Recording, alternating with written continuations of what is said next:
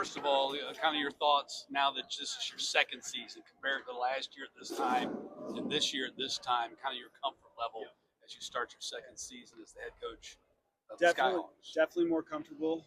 Standards and expectations are definitely higher. We have some continuity with our staff, and that just means we have to continue to get better collectively. What'd you learn from season one that you apply for season two, personally and team-wise? Going into your first year as a head coach, you have to first discover who you are as a coach, and I think I learned that. I also learned where I can be better, where we can be better as a staff. I'm really excited to take those lessons and bring it to year two. Kind of give us your thoughts on the roster construction of this year's team, just a couple of players back, DJ being one of those. Mm-hmm. Give us your thoughts on what y'all wanted to do with the roster this year. Size and physicality. Premium on versatility. So with the guys that we have great physicality, great size. Defensively, we feel really good about our group, and the versatility offense is going to make us unique. Looked like on social media there was a scrimmage with the Birmingham. Would you get to practice? How'd it go? How do you feel coming out of that scrimmage? Feel really good about our group. Just talked about the physicality. I think we set the tone defensively. There's some things that we do, areas where we want to compete on, and I think we compete at a high level in those things. Seeing Keaton Wallace receive that standard NBA deal, does that give you a sense of confidence that the development coaching staff, you guys in College Park, are doing a great job?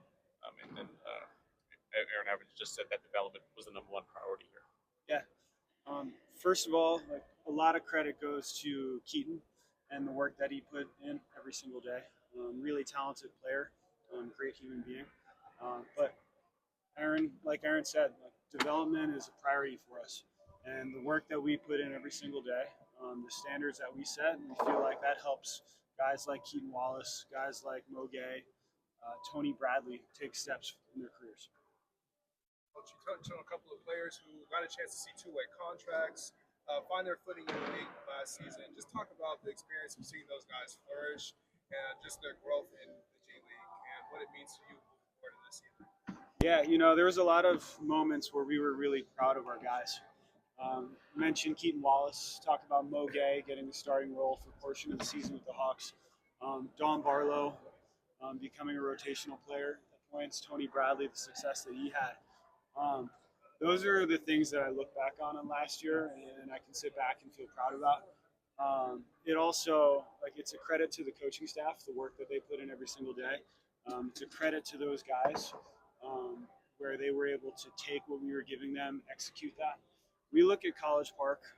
Obviously, development is a premium, but we want to develop guys as role players because that next step in their career, their goal, if you're an assignment player, your goal is to become a rotational player. If you're a two-way player, you want to be a roster player. And in order to take a step in your career, you need to know what you do best and how you can impact the group best. And those guys, I think, really embodied that mentality, and I think that's a big reason why they were able to take a step forward. How much mystery is involved in the process? Kind of take us through the process as you're now maybe 12 days away from the tip of the regular season, and how you construct what your rotation will be, knowing that will be fluid based on a game-to-game basis. Yeah, in the G League, you learn that one of the most important skills is how to adapt. So you can't know for certain the group that we're going to have on November 7th, but we know that how we need to play and who we need to be overall, and that's the thing that we're focused on right now. We're focused on the guys that we have in the gym every day. And if we have different players based on assignments or two-way availability, we'll be really excited to be part of their development too and incorporate them into what we've been doing. Coach, can you speak to what you want your identity of the team to be this season? Yeah, so 2 words come to mind. First is being competitive. The second is being really connected. In terms of how we want to play with pace, and we want to be a really high pressure, ball pressure team. Coach, what have you seen out of the growth of Nico, just kind of getting acclimated and accustomed to playing here and actually not being injured for months? Yeah, last year it felt like he spent the whole year trying to get healthy and get himself prepared to compete on the floor. And a guy like Nico, when you come from a different country, you're speaking a different language, different style of basketball, and then the language that we use in basketball here is different than other places. There's a lot of things that were thrown at him that made this challenging.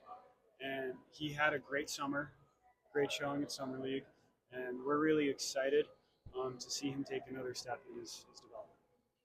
Coach, the Skyhawks team's identity has always been on the defensive end. And adding a player like Kobe Johnson, how does that intensify what y'all do here? Yeah, Kobe is a unique defender, but I think the thing that's most unique about Kobe is the energy that he plays with every single possession. That's something that we identified and really value, but it's also something that we value and we coach each one of our players on, is being active defensively, creating havoc defensively. Coach, we talked about development and pipeline. What are some of the other things that go into continuing to make the Skyhawks like a destination where players want to come and play in an organization that people want to be a part of? The Hawks do a great job at making sure that we feel like we're a valued extension of the organization, and a big part of that is the facilities that we get to use. Something as simple as the availability of food on the road, we down the line try to recreate what the NBA has available for our guys to make it an attractive situation. And then obviously the value that we put in development, I think is a big calling card for us. Anything else? Nope. Awesome. Thanks, Coach. Thanks, Coach. Thank you. It's good to see you. Baby girl, you are so pretty, pretty.